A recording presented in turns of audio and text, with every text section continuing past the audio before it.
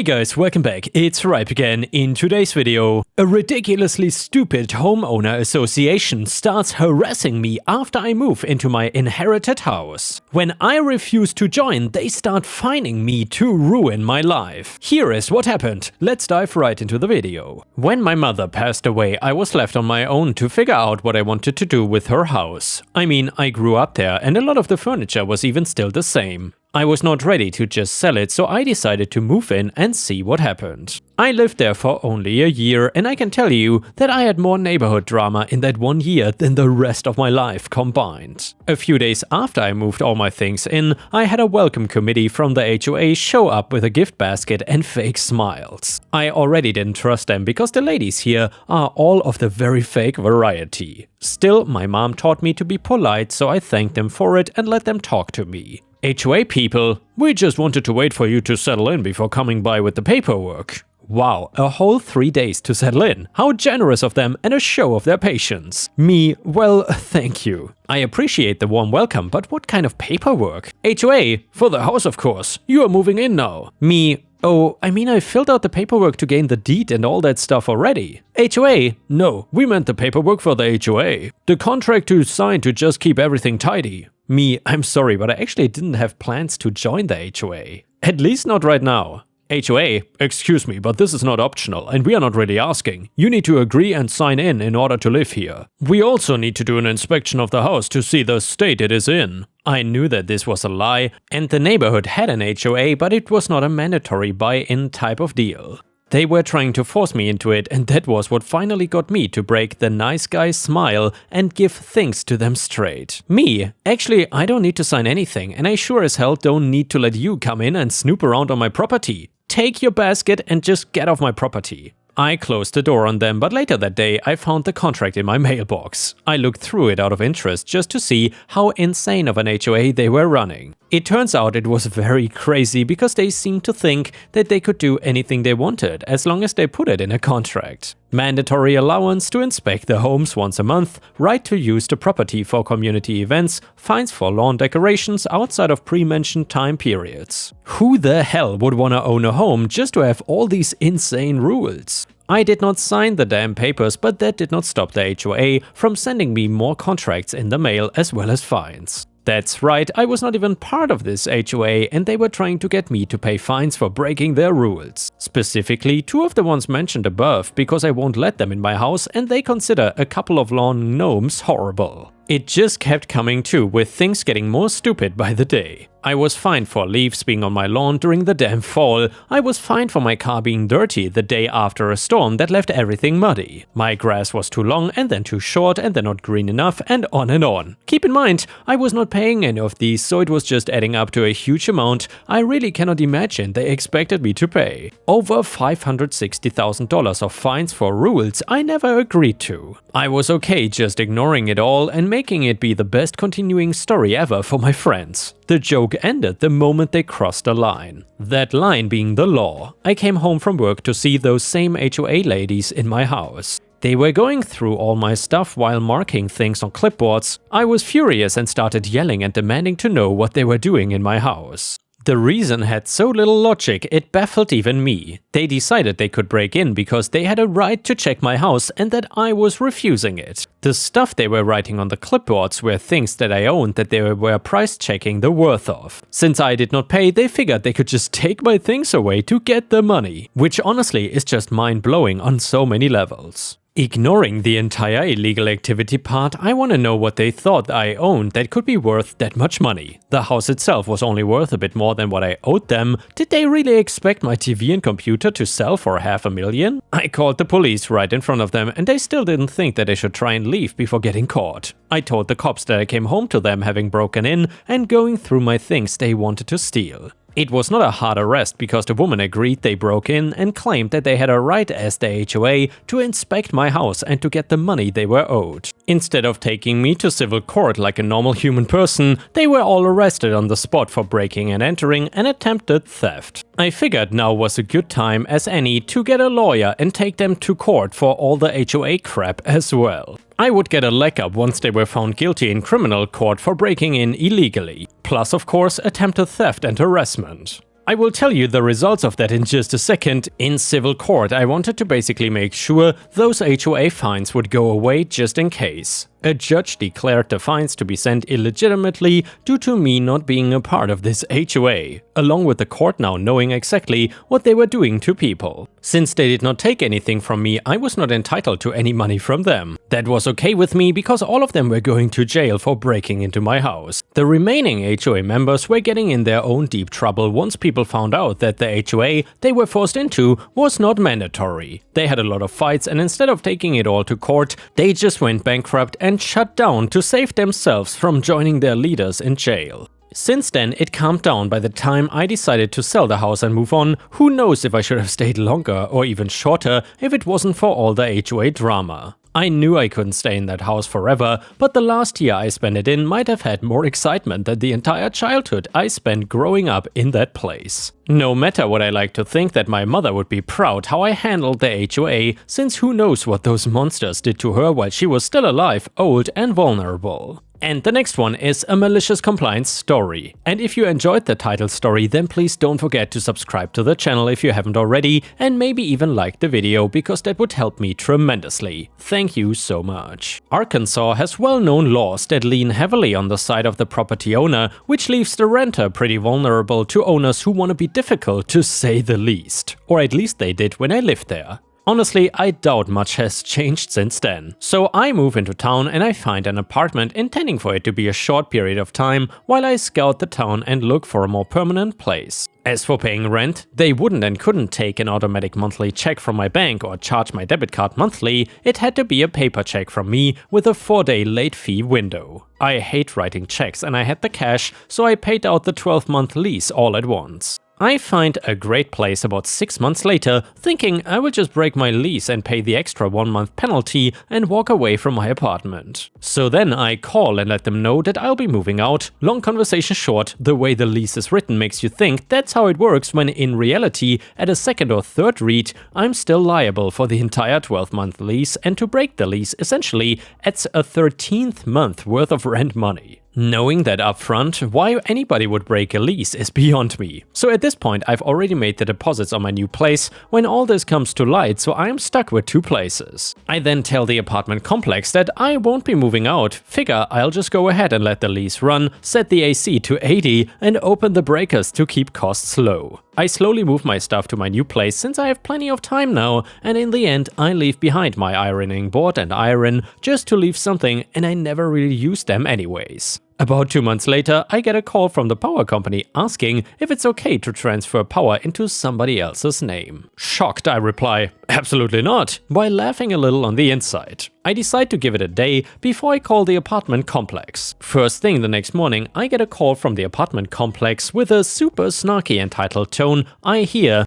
"We need you to drop the power from your name so the new tenant can take over and move in." I explain that I still have an active lease on the place and I cannot fathom why they would rent it out. She accuses me of abandonment and therefore she is allowed to rent the apartment. My reply went along the lines of, "I rent that apartment with the sole intent of having somewhere to iron my clothes. Did you not see my iron and ironing board there?" She said she did, and she took it to the office to get it out of the apartment. We go back and forth on the semantics for a little. I let her know that I'm open to receiving a refund to the date on the new tenant's lease, and at that time I would be happy to drop my name from the power. She refused and the call ended with getting her boss's number from corporate. After mentioning to her boss that I can recognize a breach of contract when I see it, and that nowhere in the lease does it say I actually have to live there, not to mention her employee admitting to entering my apartment and stealing items of mine from inside, she quickly assured me that they are putting a check in the mail that day, refunding my money to the first of that month, and told me I could go to the office to pick up my iron and board anytime. Yes, I know they could have run up the power bill, but they would only be able to do so much really, and a few days is not that huge and they didn't do it anyways. Even if they had it, would still be worth the expense considering the refund. And the next one is an Am I the A-hole story with an update.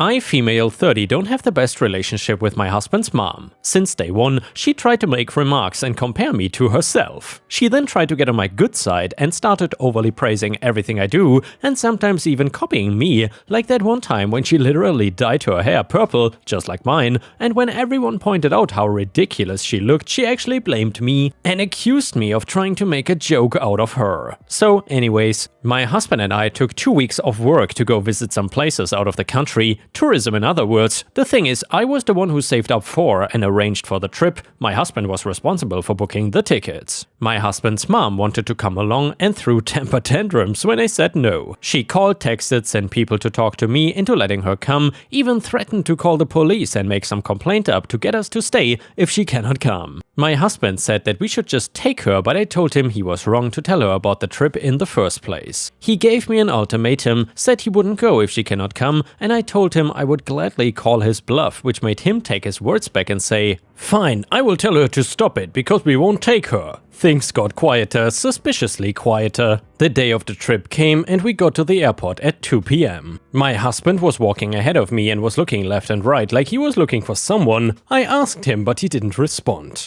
He led me to the waiting area, and first thing I saw was his mom standing there with her luggage. I froze in my spot. I felt a cold wave washing over me, and I was fuming inside. She and my husband were hugging. That's when I quietly turned around and started walking towards the exit. My husband followed me while shouting at me to stop. He tried to stop me, but I told him off the harshest way possible. He tried to say that I was overreacting and that his mom was there anyway and I should let it go and not mess up the trip for us. I told him that he and his mom could still go and that I was going home. I went home and sobbed into my dog's fur for several minutes. It turned out he booked her a ticket without me knowing. An hour later, he came home yelling and raging about how pathetic and spiteful I was to walk out and go home and ruin the trip last minute. I told him he caused this to happen. He said that I was being so hard on his mom. It is ridiculous. I refused to fight anymore, but he kept on berating me and then called my family to tell them that the trip was cancelled and that it was because of me.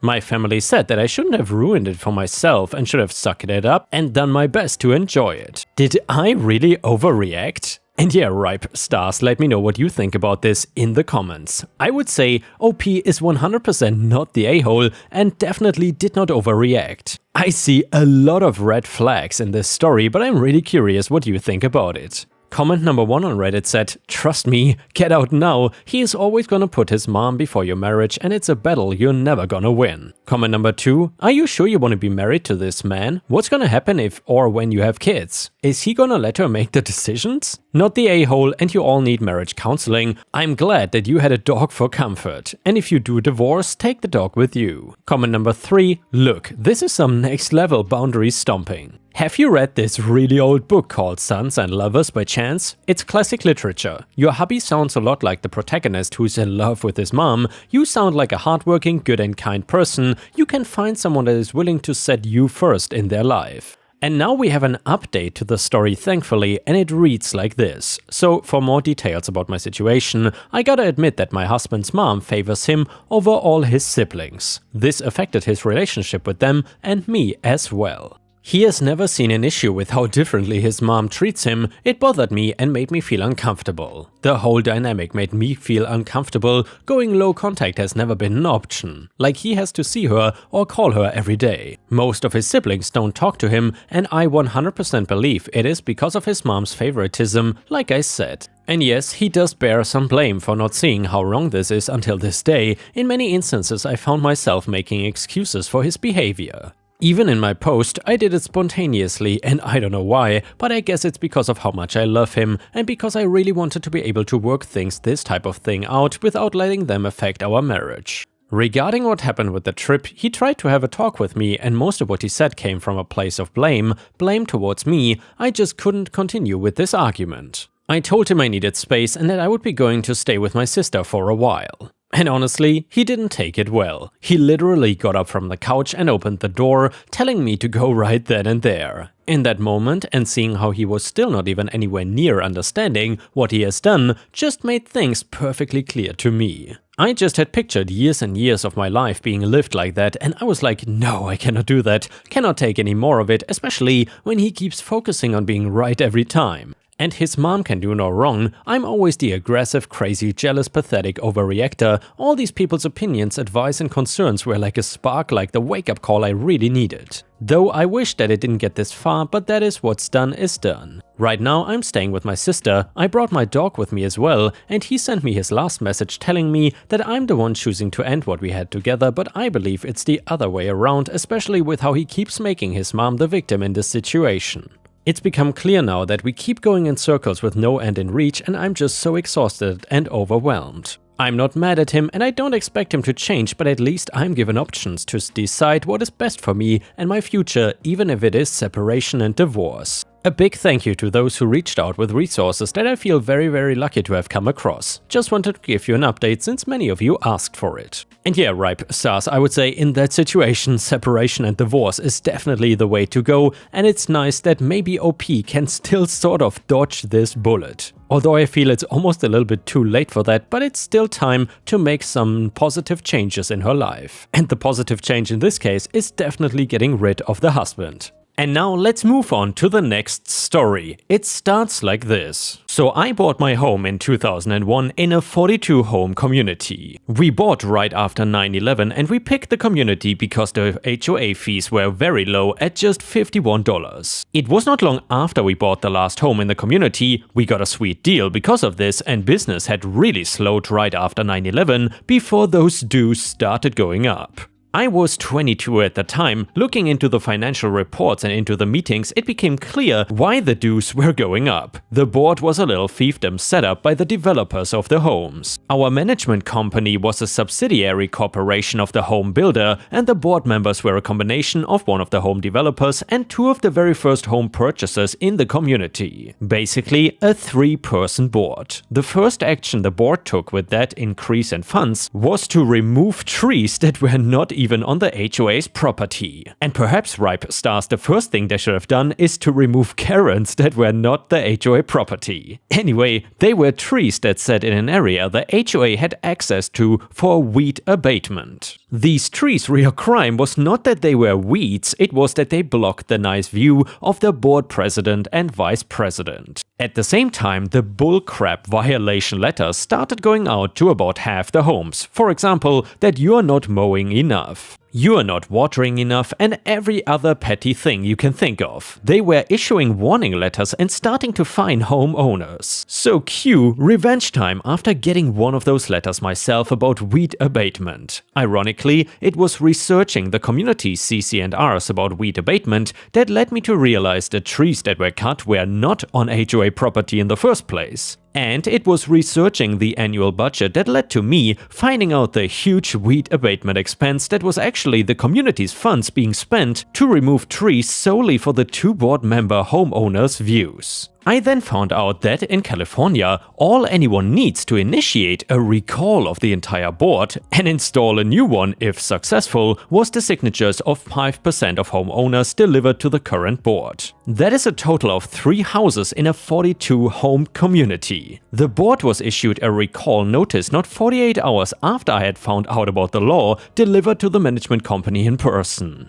Ironically, the home builder's corporate office was in the exact same building as the management company. You would think they would have wanted to not make their association so obvious, but hey, it was 2002. This is also when I found out that the management company basically had the entire board in its pocket. Because they dragged their feet with the recall vote, they set it as far out as they could by law in the middle of the day. Instead of holding it in the community like all board meetings, they set the place at a local park a couple miles away. They thought they were so brilliant doing this, so me and my wife put together a proxy voting form for the election, and we went to every door in our community. We told them what was happening with their money, their plans to create an architecture committee that would require all homeowners to get approvals for any additions or changes and everything. It took us 3 rounds around the neighborhood plus a couple extra visits to homes that had not answered initially. In the end, me and my wife had 26 revocable proxies for the election. For those unfamiliar with proxies, it basically gave me and my wife the power to cast that homeowner's vote for them, if and only if they did not show up to the election. The thoughtless board and management company actually made it easier for us to collect the proxies because a lot of homeowners flat out could not make the time and place of the meeting. The recall day finally arrives. The current board members are all there, the management company representative is there, and 8 other homeowners showed up to the meeting, 6 of whom we had proxies for and which were revoked by their attendance. They opened the meeting and started saying something about, "Oh, looks like a waste of money, there isn't a quorum, blah blah blah." I then said, "I'm sorry, but do we have a quorum?" They are like, no, you need 22 homeowners here and there's only 12. The 3 board members, me and my wife, and the 8 others that showed up. And that is when I pulled out the trump card. I dropped all 26 proxies on the bench table everyone was sitting at and said, "I'm sorry, but there are more than 30 homeowners present," and pointed out the math. After subtracting the 6 homeowners that had showed up, we had 20 additional proxy votes that counted for both quorum and voting purposes. They all got wide-eyed, most especially the management company representative. He came over and looked at the forms very closely and compared it against a list of the homeowners. Even the people that were there and on our side did not realize how much work we had done to ensure the BS ended there and now. The recall meeting was opened, the board members voted not to recall, plus their 3 friends that were on their side. The other homeowners present voted to recall and the vote stood at 6-6 tied. I then stood and declared that we were voting our 20 valid proxy votes to recall the entire board. The recall passed, 26 votes to 6. Next vote, who replaces the board members? It ended up becoming me and my wife and another homeowner that had voted for recall and was willing to take the seat. We then elected ourselves to the board seats by a vote of 26-6. It was at this point that the management company then stated that Canon Management was immediately resigning as the management company for the community. I then pulled out the HOA's management contract, which clearly stated that either side needed to give 3 months notice to effect resignation, and stated that we, the new board, accepted their resignation and set an end date for their services 3 months later. The management guy was nuclear pissed off. A 22-year-old kid at the time had beaten them at their own game, and I had prepared for their possible quitting shenanigans. We replaced the management company after a couple of months, having had proper time to find and vet an independent company at about half the cost, no less. Did the same with the gardening services, which was also a home builder affiliated company, also at about half the cost. The old president of the HOA put his home up for sale about a month later. And that is after we rescinded all the old violations and issued a notice to the old board members that we intended to vote on whether they had committed fraud against the association over their weed abatement tree removal action. I still vividly remember walking over to Dale's house, the old president, the day he was moving and giving him a big wave goodbye as he was getting into the car to follow his moving truck. He gave me the finger as he drove out. Definitely one of my proudest moments in life. And yeah, Ripe Stars, I would say for a young man, getting rid of your awful HOA president is probably one of the best things you can do in life. Massive respect and props to OP.